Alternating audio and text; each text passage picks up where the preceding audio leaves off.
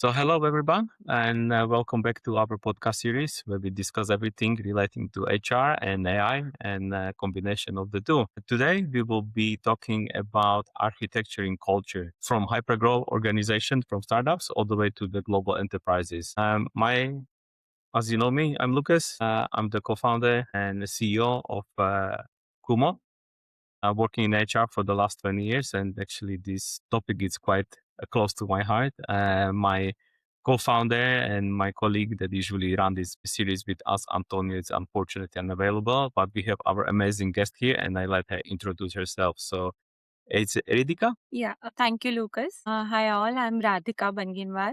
So I'm basically from India. I just shifted back to US and I'm a HR professional with expertise in talent development, talent acquisition, and HR business partnering. So I have worked with global organizations like Bajaj Auto, AkzoNobel, and some startups like Kraken Habitat and Salespin. So I have managed international hiring as well as campus recruitments, large scale hiring. And as a part of HRBP team at AkzoNobel, I used to co-lead initiatives such as town halls and do collaborated cross-functional team activities to elevate employee experiences. And additionally, I have focused on optimizing HR strategies and supporting the hybrid workforce model, which was booming after the COVID-19 whole chaos part. So just to ensure that we have a proper growth and development in the organization. And I have a passion for building high performance teams, optimizing employee engagement, I would say majorly, because I think they are the biggest assets of the company. So yeah, we just I feel like I just help the culture to have the continuous learning and development. So yeah, and I'm happy to join today. Yeah, thank you so much. And out of curiosity, so what bring you into HR? What sparked you to start the career in HR? I was always, a very introverted kid. But when it came to the part where I was about to give extempore, or I was about to speak on stage or go between people and talk, so I was very intrigued by that part. That okay, everybody's listening to me. As a kid, you find it very like awe moment for yourself. So I was always into public speaking, and I thought, okay, I think the HR would be a perfect trajectory for me because this is where you are, kind of a face of a company. So you have the power in yourself, you have that image of yourself where you can represent something. So that is how I chose HR. And I did my master's from MIT, that's in Pune, Maharashtra, India. And it was great, learning things and basically unlearning things as well. So yeah, HR has been kind of eye opener for me. I have seen how far I can go to, get into things and get things done. So I think that is how I moved into it. Thank you so much. And I think so that's relates to a lot of people kind of. I know quite a lot of people that actually end up in HR by accident. Myself, I was in Yeah. Oh, IT, really? pre-law, then I actually studied international business global management and ended up in Oh, HR. really? So Yeah, I it's a think nice it's way. just fascinating how everybody is, pulled in. So Yes. yeah. Yeah. Now, kind of jumping into our topic, I think you said you are quite passionate about building the culture and scaling, and you work a lot with the recruitment side. So, if you can tell us a little bit more about your experience and how you make sure that you manage the cultural piece, because I think sometimes, as a companies go through hypergrowth or they're scaling, sometimes I think a lot of people don't focus on the culture. And once you lose the culture, it has tendencies everything Yeah. fell apart. So like I would say from my experience in India, it's the culture part is booming right now. I do not know if it was there before I was into my career trajectory. So when I joined my first job, I was still doing my masters, and I could see the cultural shift there. Like everybody was so professional, but they were also very open to your ideas. There was a equality that kind of I felt that was very needed, and it is kind of an eye opener if you are a beginner, like, okay, a 50-year-old man is giving you that kind of respect and addressing your opinions in a way that it could be beneficial for the company. So I understood, okay, so this is a corporate. Okay, so this is how things work here. And in the starting, we are all learning here. So I could, whenever I was in later in my career, whenever I was in such situations, given, questions to handle, okay, this is something we need to deal of right now and we do not have a lot of time. So I used to always picture myself in that place. Like, okay, few years back when I was a beginner and I was a newcomer in this, and if this would have happened to me, I think this is how I would have want it to, be sorted out. So it always gives you a clarity to keep yourself in that position. And that is why I think employee engagement and building a culture is very, very important.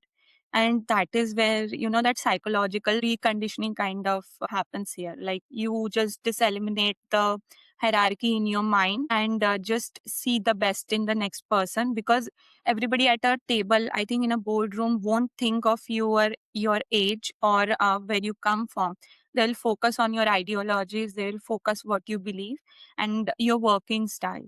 So I think that is where the corporate part comes in. Every employee feels accepted in the company, I would say, once they know that their opinions are valued, their thoughts are, are considered, and that is how they get the not confirmation, I would say. Mhm. So that is why cultural impact is very, very important, because I have been in company where culture was not very much, taken care of.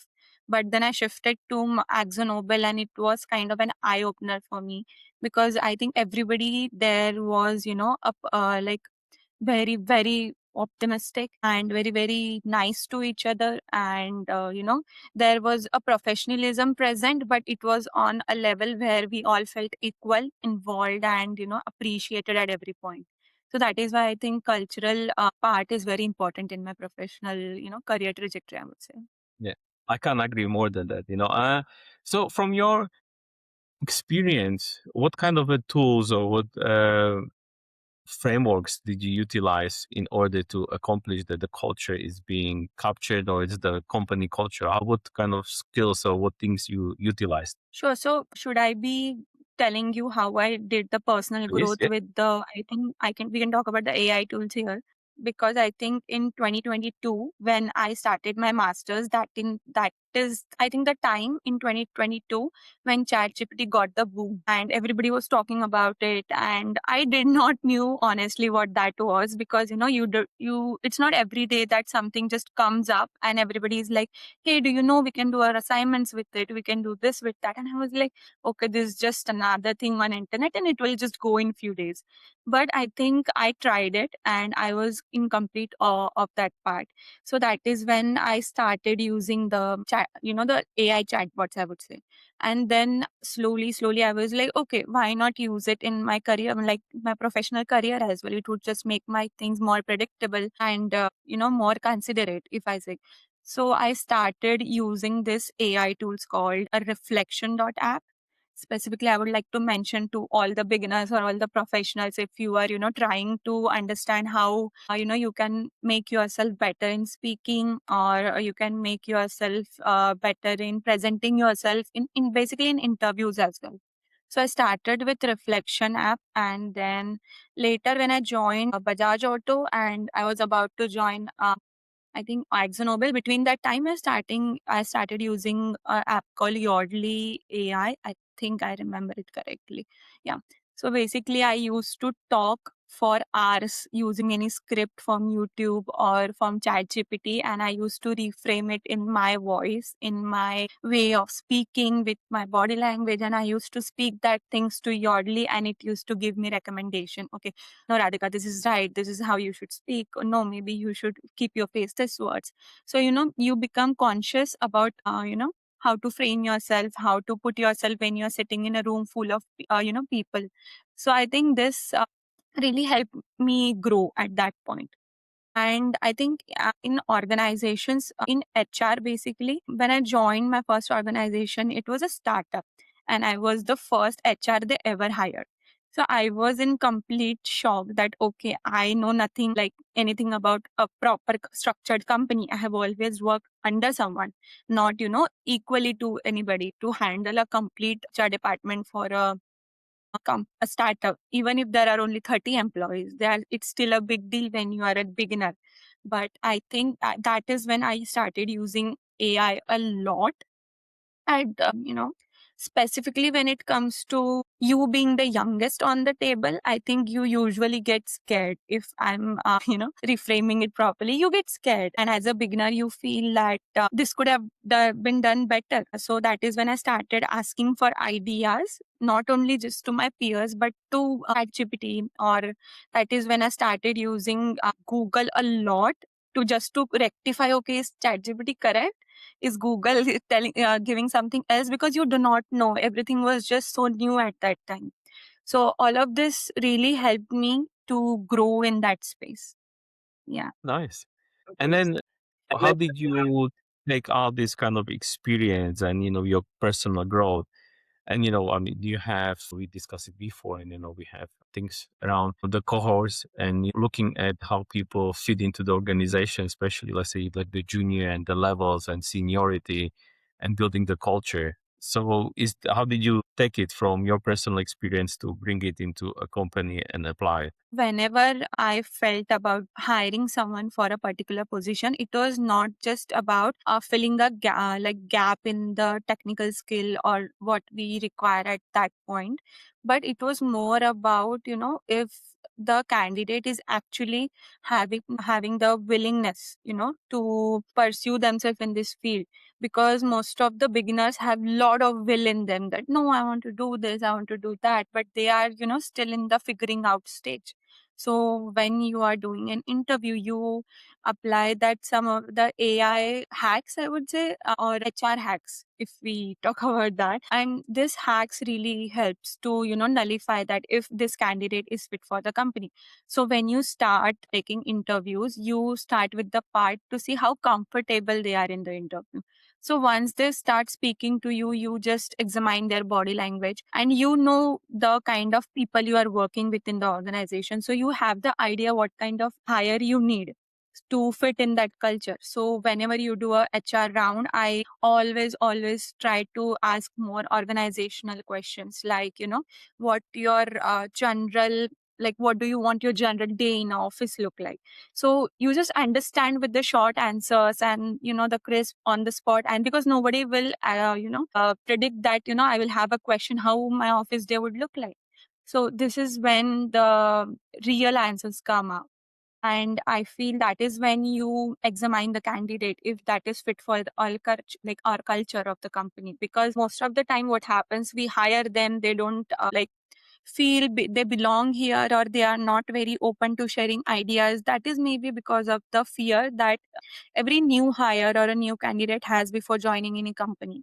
So that is the first step that I do, like examine the candidate, have a organizational or a behavior round with them just to understand if they can fit our culture. And then when you get into company, I think it becomes a very easy step to get them accommodated in a cohort or in a team, because you know how the manager is. You can talk it out to them that, okay, this is how I interviewed them, this is how he prefers his styles, and see how you both can, manage, because you have already predicted what he wants in a company, and now you're just giving it out to the manager. And the manager, I think, because of their experience, and they are always training these newbies, or if we say new hires or the beginners or even the mid or high level professionals, they always know how to start. So as an HR, I think that doing the first step, having the conversation with them, helps to like the nullify everything that might appear in the next stages of the new hire when they join. So I think that will also help to cut down the time to productivity, I would say, of the candidate when they join the company. So that is ideology that I use. Yes, thank you so much. So once you have people in, I think it's very important. I think the recruitment part is very important because sometimes, and I've been there as well, you find people with the right skills, but it's not going to be the cultural fit. It's going to be fit the manager, it's not going to work out, and it's just going to be disaster. So to actually recruit somebody who's going to work in organization and the culture, it's sometimes even more important than actually having those skills. So having those conversations, flagging it out, flashing it, talking to the manager, and actually see how the styles and everything is aligned, it just makes half of the battle, and then it's much easier to get somebody in and they feel like, okay, this is what I was recruited for and it's kind of aligned. rather than sometimes, you see people being overpromised. They join the organization and then find out it's like, well, this is not what we discussed. This is not where we are. This is not Right. the journey I was hoping for. So I think it's very important. So, and after you hire, I think there were a couple of different ideas that you share with us. That was the peer equivalency concept, verbal authority. So if you can tell us a bit more on those. The first part, where it comes to the peer equivalency, I think this is something that is very overlooked in the corporate field, which I think every beginner feels that you are not up to the mark. When you sit with a lot of people, being the youngest in the room, you always have a self doubt of presenting yourself. So you just try to mimic what your superior is doing, or how they behave, or how they speak. So I think that is where the part comes in. And at every point of my life, I have tried to keep it as simple as it can. So you never like you never have to make yourself feel less just because you of the age barriers or the culture barriers or anything. Just have to see yourself that okay, we are in this room, there is no age concept or there is no superiority concept. You are just collaborating with other employees or the other peers, and you just want the best for the company. So I think most of the beginners are like, I have observed when I was even mentoring them, that the only thing they had was they had this very strong technical skill, but they were very, very scared how to present themselves in a room full of people. Even it was a mentoring session, I could see the fear in them, because it was so like predictable, because they were having the scripts with them, and they were very, very much on the reciting part. Yeah, so whenever I was mentoring, I could see the fact that they had a fear in them, and that is when I always told them, no, you do not have to see the next person in the room as some kind of superior or fear them. You can just think about them as a friend, or a family member. So you can open up to them and speak with them with the clarity of your thought. Because I think if you fear or you have the self doubt in the corporate part, you will not be able to share your thoughts, even if they are good ones. And you could have the power to change some course of action. So I think it is very important to have the peer equivalency. Just get the fear out of your way.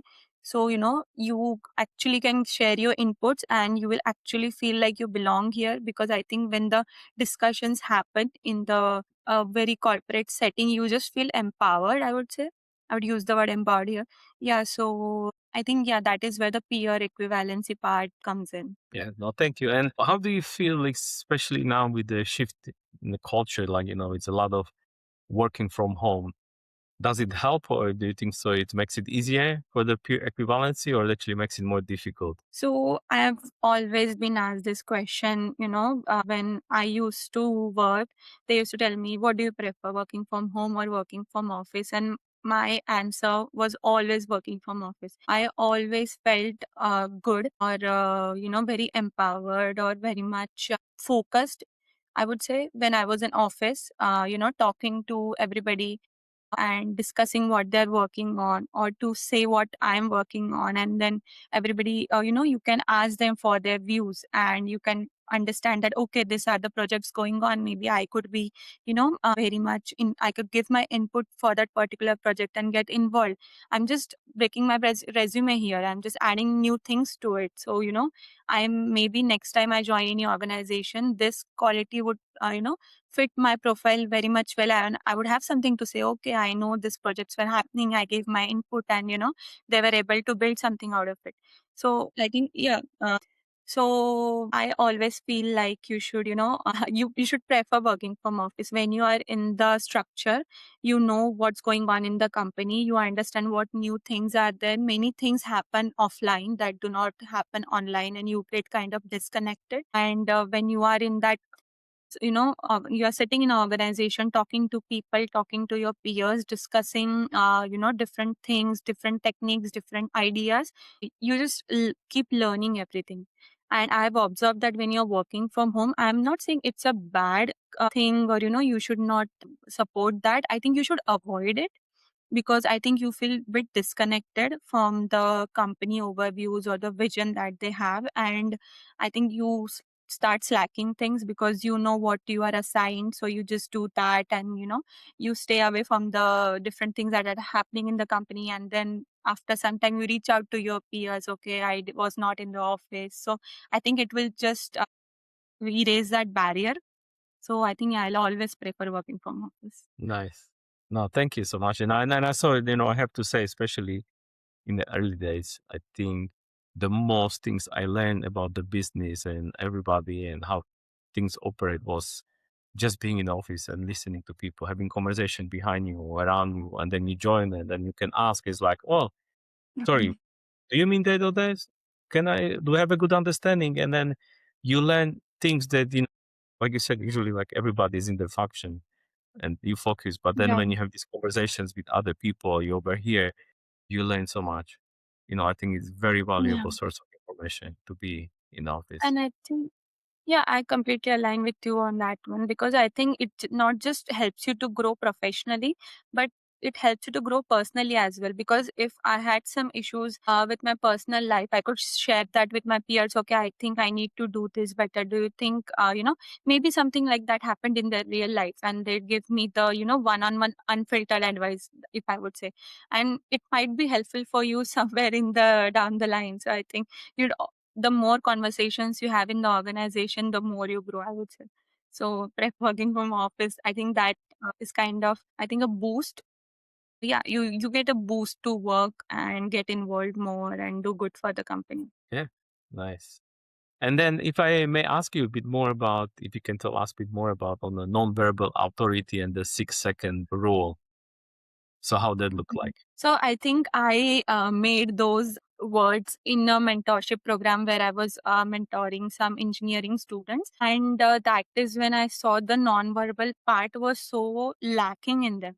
So when I say nonverbal, I would say the body language, the way you appear in the interview, the tone of your voice, or not just tone of your voice, how you are sitting, how you're standing, how you're entering a room, or how you are closing that interview, or how you're greeting, or what is your pace in that interview.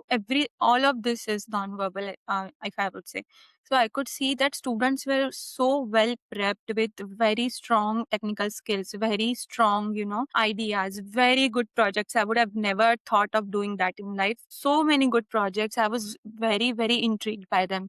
But everybody had a scripted note that they just read out to me, and I felt, no, this is not how you should, present yourself. You have many great ideas, you have AI that will help making them even better. But if you are not able to present yourself in the interview, I don't think any HR will see you culturally fit. So, you have to, maybe it's not like out of the world kind of script. You just have your own ideology of how to introduce yourself, how to speak, or, how to convey your thoughts in an interview. But I think they were lacking all of this. And I just understood that the college was just handing them the scripts, and they were learning, they were just replacing their names and their background and everything. And they were just reading it out to all the mentors. So that is when I told them, I gave them some recommendations for some AI apps. So, you can use that, practice yourself. I gave them some tips, this is how you should start, this is how you should practice, this is how you should measure your tone, this is how you should better the body language, and all of these things I think helped them. I just heard back few days back from some students that it was really helpful, they could crack the HR round, and they are in the final step. So I think the non-verbal part is very much important than the verbal part, because when it comes to skills, you can always unlearn, you can always relearn the skills. When it comes to presenting yourself, you just need that first step of confidence in you to remove that fear, the productive I was telling you about before, the reconditioning part of thing. You just delete the hierarchy in your mind, you just think about them as your peers, bring up that peer equivalency, and just think about it as a normal conversation. So do it intentionally, and eventually it will just erase that line, and you will be much more interested, you will not feel scared, you will feel very confident to present any idea, and it will just make everything smooth in the line. So I think that is where that non-verbal part comes in. And if I would to say about the 6 second rule is that I have interviewed so many candidates, more than 2,000, 3,000 candidates in last 3 or 4 years, I would say. And the one thing I developed myself is that if it's an offline interview, when the candidate walks in, sits in front of you and greets you, that is where you understand if that person is culturally fit. And I think it may be kind of, a very unprofessional. I don't know what I would say to it. I don't think someone teaches you how to understand if that person is fit. You just know because you have been working in that organization for so long. You know what kind of people you want around you. You know what kind of people that particular cohort needs. So you keep that, you create an image of that person in your mind. So, you see about that confidence, you see about those skills. But always, as like I said before, skills can be taught, can be learned, unlearned. But when it comes to that, presenting yourself, I think if you are sitting in a room full of board members and if you are asked to present yourself, we would not want a person there who is not able to, convey what they think. So that is where the 6 second rule comes in.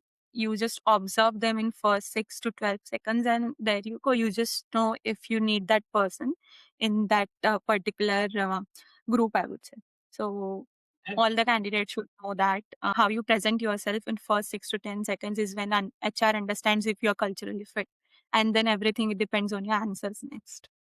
Yeah, and I think so. This is really aligned because in recruitment, you know that when you're screening CVs, like nobody's gonna read the full CVs. Like usually you have a 4 second Yeah. rule. It's like you have 4 seconds to attract the attention. There's somebody actually gonna spend a little bit more time because sometimes I don't think so people understand. I mean, now we have AI tools that helps you to screen it, and a lot Yeah. of people use it. But before the AI tools, you might have 400 500 CVs a day you need to go through, Yeah. and you're not gonna be able to spend a couple minutes on each. So usually just go, like you say, you open, you quickly scan, and you see if there's something that catch you, then you maybe spend a little bit more time. If there's nothing, pretty much just kind of go through it because it just become a cycle. And I think it's very important. And I think so. What you mentioned, I think it's a shame that this is not a skills that schools teach people because I Yeah. think it's a very important skill for any young person coming Yeah. to the professional environment to know how they carry themselves, how to behave professionally,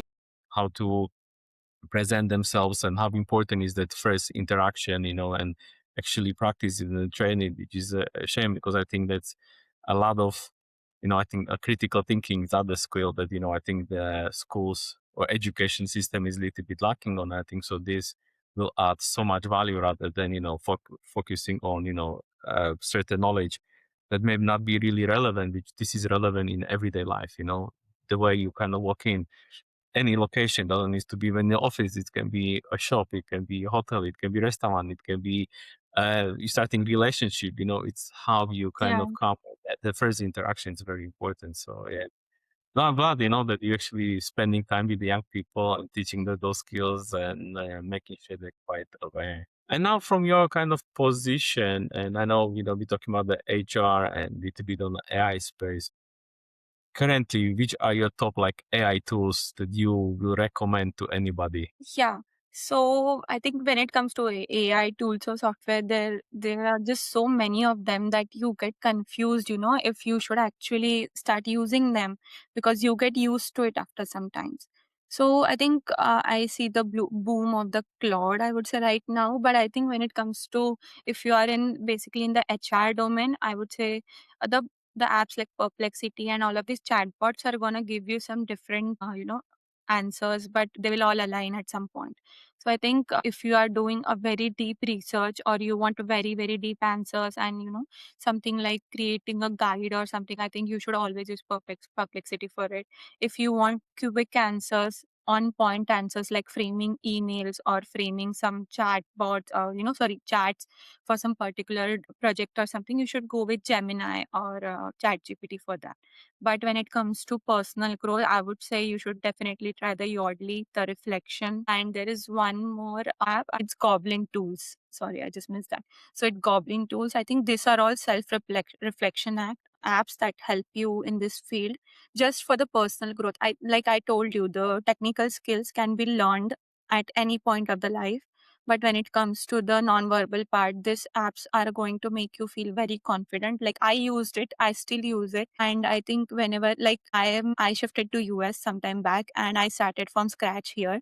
So these apps really helped me out in that way to, to present myself. I think work style in US and India is very different. So I had to prepare myself for that part as well, to starting from understanding an accent, to starting from understanding how they generally, how the culture works here, talking to HR professional here. You understand all of those things and you just try to make it better for yourself. So I think this app really helps to reflect that what your pros are, what your cons are, and how can you make it even better. They will actually practice with you. So I don't think any YouTube video or anything is going to teach you how to, redo or reverse yourself and learn things, which is very important. So I think these apps can really help you out. Nice. Thank you so much. I think so a lot of people are going to find it very useful because, like I said, this is a skills that not many people are being taught. It's good to think about them. And like you said, that's Mhm. way too many AI tools, I think now, Yeah, and to find the literally. good ones and the recommended ones, it's always good to have. So if you have recommendations, that's awesome.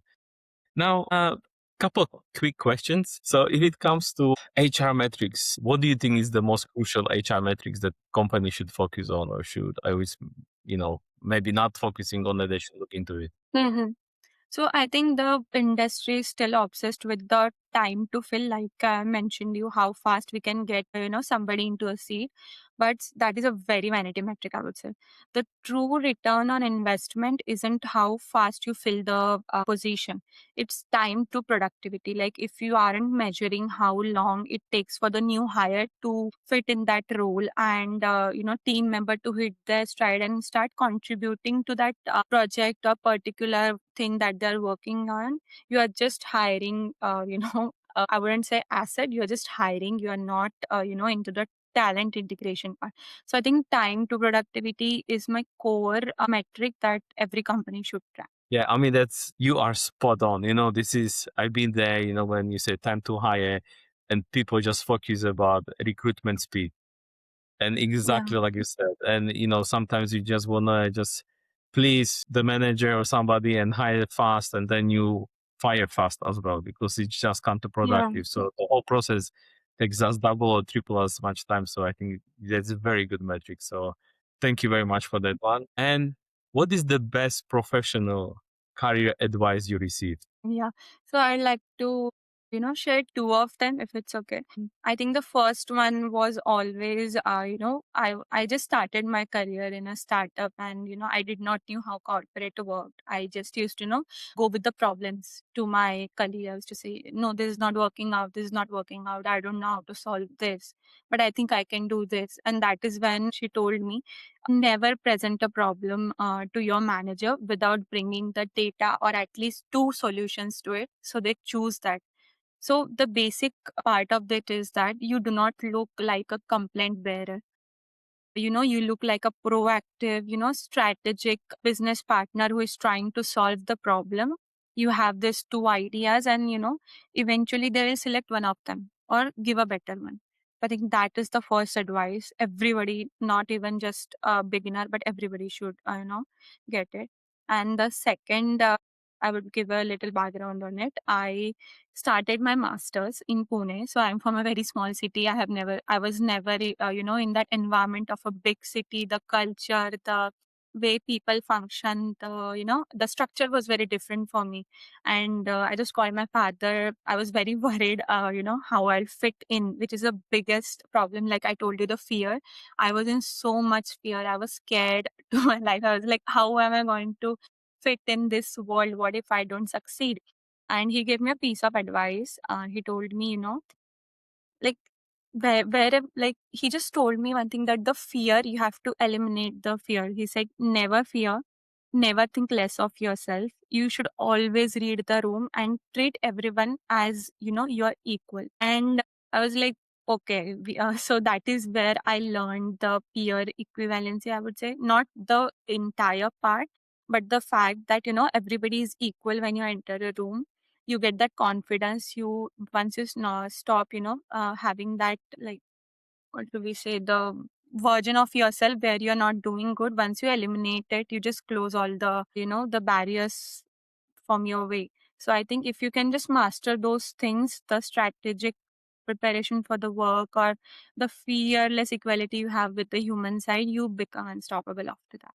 So I think these two advice have changed the the course of action for me, and I have always used it, not just in my personal life but in professional life at every step. Whenever I was in a company, not in a company, joining a new company, or any part of my life, I've always used the no fear, read the room part. So I think that advice I would give to everybody out there.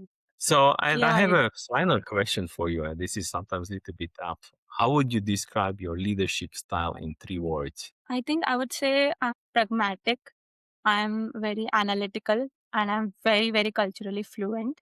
So yeah, I think I view HR as a support from, like, not just as a support function, but business auditor. I would say a business driver. I think you should not just build policy for the sake of policy.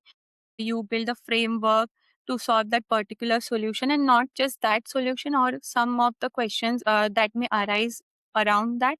So your policy should solve all of them in just one go, so you actually deliver results out of it. And if I say I'm analytical, I think not just the business analytics. I don't rely on my gut feeling a lot. I think we should always keep it data oriented, so you can never go wrong and nobody can question how this worked out for you, how this happened. You just have a data to show them, like, this, and yeah, here we go.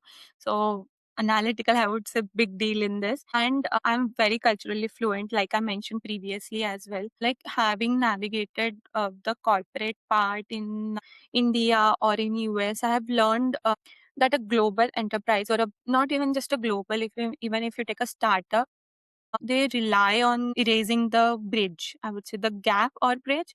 So working styles are like diverse perspectives and a cultural framework. Yeah, cultural framework to build a cohesive team to get that output out of it. So it was worth investing in every asset of the company, every employee of the company, every like peers of the company, or advisors, anybody you see on the table with the company. So I think being culturally fluent, pragmatic, and analytic will always give you a way in the company. Yeah. Awesome. Radhika, well, thank you so much. I see you are bringing so much value to the HR community, and any Thank company you. will be glad to have you. I think you are something, and it's so much that you can bring in, and that's lovely. Well, thank you so much for joining us here today. We will share this podcast, or will be on our Yeah. channel, will be also on YouTube. We will also provide links to Radhika's LinkedIn profile in the comments. So, please follow Radhika as well. Follow us. And thank you so much.